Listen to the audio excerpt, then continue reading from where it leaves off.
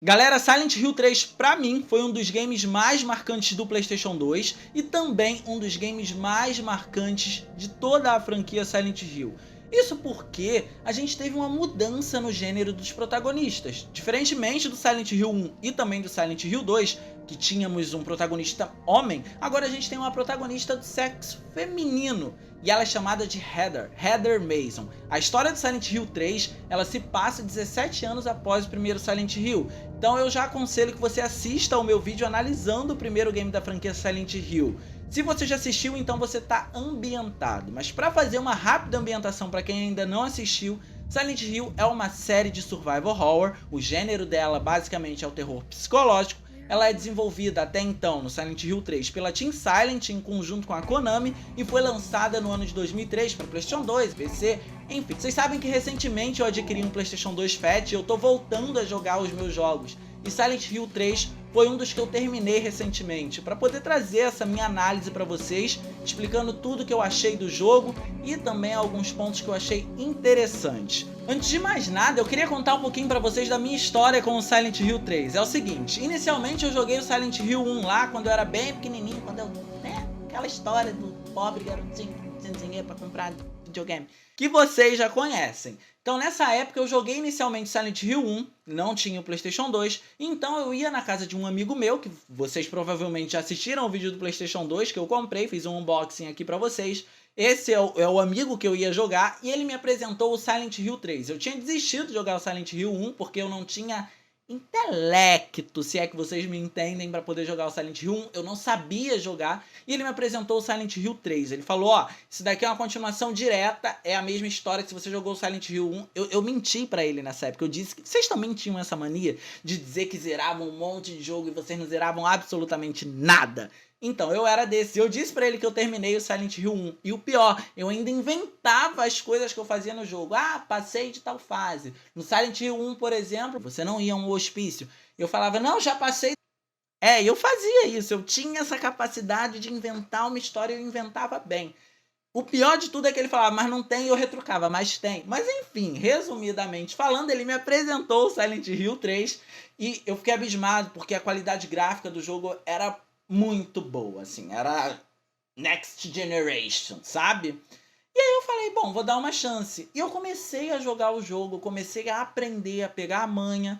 Joguei bastante com esse meu colega, joguei bastante com ele, ele me ensinou muita coisa. E como o jogo era todo em inglês, a minha noção de inglês era muito básica. Então o que eu fazia? Eu ia pegando as palavras-chave. Por exemplo, key, hidden, player e coisas do gênero. E assim eu ia me guiando dentro do jogo. E foi assim que eu joguei o Silent Hill 3. Até que eu empaquei numa fase em que você precisava pegar um secador e tacar dentro de um lago porque tinha um monstro. Você tinha que ligar o secador numa tomada que quase não dava pra ver porque a resolução do jogo era muito baixa. E ligava o secador na tomada e tacava no lago, assim. A Heather fazia isso. Enfim, acabou que eu fiquei empacado nessa parte e eu não conseguia passar de jeito nenhum. E aí eu desisti do Silent Hill 3 também. Ou seja, eu já tinha jogado os 3 primeiros games da série, mas não tinha terminado nenhum. Aí depois que eu voltei a jogar mais uma vez já com o meu PlayStation 2, zerei o Silent Hill 2, zerei o Silent Hill 3 e depois eu zerei o Silent Hill 1 no PlayStation 1. Ou seja, o Silent Hill 1 foi o último que eu cheguei a terminar. Enfim, a ordem cronológica dos eventos foi destruída na minha cabeça. Mas falando dessa ordem cronológica, o jogo se passa 17 anos após os eventos do primeiro Silent Hill. No primeiro Silent Hill a gente controlava Harry Mason. E aqui a gente controla Heather Mason. A mesma garotinha que estava presente no Silent Hill 1, agora ela está aqui mais velha, ela está aqui com 17 anos. Era pra ela estar mais velha, mas eu não posso explicar o porquê, porque é spoiler. Partindo desse princípio, Heather ela tá muito de boa no shopping fazendo compras até que um detetive resolve começar a segui-la. Ela entra no banheiro e escapa pela janela. Depois disso, o shopping que ela tava começa a se transformar, apareceu umas criaturas bem sinistras e bem bizarras e ela conhece uma mulher chamada Claudia Wolf. Essa mulher é a antagonista do Silent Hill 3, e eu diria que é uma das melhores antagonistas de toda a franquia Silent Hill. A mulher, ela tem um carisma, teve toda uma construção na narrativa dela, um ar de sombrio e ao mesmo tempo de uma tranquilidade incrível. Enfim, a Claudia Wolf pra mim é uma das melhores antagonistas da franquia Silent Hill. Isso porque eu sou suspeita a falar porque Silent Hill 3 é um dos meus favoritos, né? Mas enfim, esse meu favoritismo com o Silent Hill 3 se deve ao fato de eu ter uma ligação com a história que o Silent Hill 1 conseguiu construir, né? Teve todo aquele apreço, aquele apego do Harry com a filha dele, aquela busca implacável. Mas onde é que eu tô querendo chegar com isso? É que diferentemente do Silent Hill 1, que a gente tem a figura masculina e paterna, aqui a gente tem a figura da vítima e a figura feminina, que supostamente tem um ar de fragilidade. Pelo menos esse é o estereótipo que a sociedade impõe, e os desenvolvedores souberam usar isso muito bem, porque se tratando do gênero de survival horror, é essencial, principalmente no Silent Hill, porque o Silent Hill ele era muito comparado a jogos como Resident Evil, e em Resident Evil os protagonistas sempre eram muito bem preparados para o perigo. Então assim, a gente tinha protagonista feminina que estourava a cabeça dos zumbis, um uniforme lá de militar. Cara, em Silent Hill não tinha isso, desde o primeiro. Mas trazer uma figura feminina foi algo essencial. Você nota, por exemplo, como o protagonista segura a arma. A própria arma é um elemento essencial pra gente notar isso. Por quê? Porque as armas, elas não são somente armas de fogo. A gente tem as armas brancas também. A Heather, ou Harry, ou então o James, que é o protagonista do Silent Hill 2, e a gente vai falar sobre esse jogo em outro vídeo também, que eu quero fazer a análise de toda a série. Eles têm a capacidade de pegar isso daqui e fazer de arma. Eles fazem isso aqui de arma. Então não tem essa, acertei o microfone. Então não tem essa, se vire com o que você tem. Isso é uma coisa muito interessante que ajudou a construir toda a narrativa da protagonista em si. Facilitou o uso da fragilidade dela, a expressão que ela mostra conforme aparece algum monstro, a reação dela com esses monstros também é muito boa. Mas também tem um quê muito interessante que vale ser ressaltado, que é a questão da figura feminina. No sentido de intimidade. Por exemplo, tem muita coisa dentro desse jogo que está relacionado ao período fértil da mulher, ao período menstrual. Então, é diferente dos outros jogos, isso daí eu posso garantir para vocês. No Silent Hill 2, a gente não tem muito a presença da realidade alternativa. A realidade alternativa, ela é uma outra versão do cenário, do local, da cidade que o jogo está se passando. Normalmente, ela é causada pela mente dos protagonistas, ou de algum vilão, ou coisa do gênero, como foi no caso do Silent Hill 1. No Silent Hill 3, ela se deve às náuseas de Heather, por conta do período menstrual que ela está passando. Eu não vou ir muito a fundo, mas tem muita relação com o período menstrual dela. Então a gente pode dizer que os cenários eles estão intimamente ligados a isso. Por exemplo, as paredes têm muito mais sangue, são muito mais vermelhas, o tom do jogo é vermelho. E isso é muito legal. A conexão que os desenvolvedores conseguiram criar com isso foi excepcional. Então a história de Silent Hill 3 inicialmente, ela tem muito a ver com o fato da Heather não saber quem ela é de fato e sobre o fato do detetive estar atrás dela e ter falado algumas coisas muito bizarras. Ao longo da aventura você vai descobrindo mais coisas e tem muito a ver com o que a Heather quer perguntar para Harry. Então inicialmente a gente tem que percorrer o nosso caminho até a nossa casa para poder falar com o nosso pai.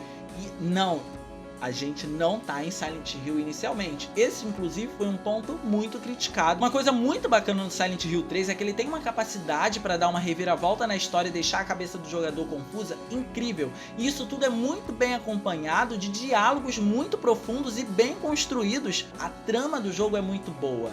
E essa trama ela se desenvolve não só através dos diálogos desses personagens, mas também através do cenário que você tá, e também a gente também tem os archives ou os files, enfim, aqueles documentos que a gente vai encontrando no decorrer da nossa jogatina, que vai contando um pouquinho mais da história da cidade, por exemplo. O bacana é que você acaba não só aprendendo um pouco sobre a história de Heather, de Harry, enfim, mas também sobre a história do contexto de outros Silent Hills, porque acaba acoplando isso também. E isso é uma coisa fantástica, é sensacional. Silent Hill 3 ele tem uma enciclopédia muito boa. Eu diria que esse é o ponto mais positivo dele com relação à história. A complexidade da história se deve através dos files. Eles conseguem complementar direta e indiretamente a história desse Silent Hill e também dos outros Silent Hills. E isso pra mim é...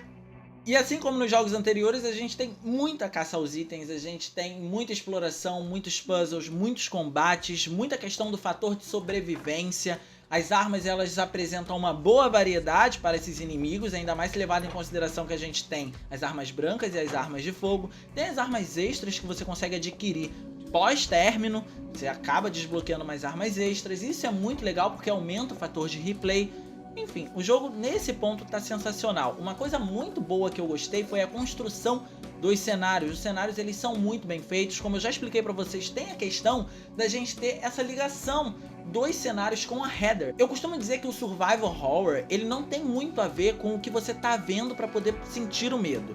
Ele tem a ver com o que você não é capaz de ver. E a sensação que eu sinto com Silent Hill 3, Silent Hill 2 e Silent Hill 1 é exatamente essa. Não é o fato do inimigo estar na minha frente. É o que eu posso encontrar quando eu vou atravessar a porta. Depois que eu já encontrei, tranquilo. Esse feeling dessa transição é o que dá medo. É o que causa o terror psicológico. Os cenários escuros que não deixam a gente ver direito. O clima tenso, porque o clima é tenso, muitas vezes não tem nem trilha sonora, é só o som dos passos da header. E quando a realidade está alternativa e você vai para um chão que tem grades, por exemplo, faz aquele barulho da grade sendo pisada, e eu tô pisando aqui, não sei porquê, enfim. Mas isso causa uma tensão muito grande. Silent Hill 3 consegue passar isso muito bem. Com relação à jogabilidade, a câmera, diferentemente do Silent Hill 1, ela acompanha muito mais o personagem, mas ainda assim a gente pode dizer que ela é posicionada fixa em alguns pontos, ou seja, você não controla ela totalmente. E aí a gente tem uma coisa muito interessante na jogabilidade, que é o que a gente chama de Tank Controls. Eles são basicamente uma jogabilidade 2D que ela favorece esse tipo de posicionamento de câmera. Você vai controlar de acordo com a visão do personagem. Então vamos supor que a header esteja olhando para frente, mas a câmera esteja posicionada de frente para ela. Ou seja, você vai estar vendo o rosto da header, mas você tem que pensar que ela está olhando para frente. Então se você, por exemplo, direcionar o seu analógico para cima, ela não vai andar para trás como um controle 3D. Ela vai andar para frente, e isso é uma coisa muito boa. Mas se você está acostumado a controles 3D e prefere os controles 3D, o jogo te oferece essa opção e você pode alternar tranquilamente, sem o menor problema. Graficamente falando, o jogo é absurdamente bonito. As expressões faciais são fantásticas, assim. Eu acho que é um dos jogos mais bonitos do PlayStation 2 e eu não tô exagerando nem um pouco. As texturas são muito bonitas, são bem definidas, a construção dos cenários, os efeitos de iluminação são dinâmicos, ou seja, quando você liga a lanterna e vira para um lado, a sombra se move, a sombra do objeto se move. Então, cara, é sem exagero nenhum, é sensacional. Mas enfim, nem tudo são flores. Silent Hill 3, diferentemente do Silent Hill 2 e do Silent Hill 1, ele não traz uma ligação direta dos inimigos com alguém, seja uma protagonista ou seja um antagonista. Os inimigos de Silent Hill 3 eles não têm ligação nenhuma com Heather e nenhuma com qualquer outro personagem da história do jogo. Então, diferentemente dos cenários que tem essa ligação mais íntima com a Heather, os inimigos foram deixados de lado e parece que faltou um pouquinho de trabalho nesse ponto, porque nos outros a gente viu uma atenção, principalmente no Silent Hill 2, que tinha muito a ver com o psicológico do personagem principal. Em Silent Hill 3 a gente não via isso.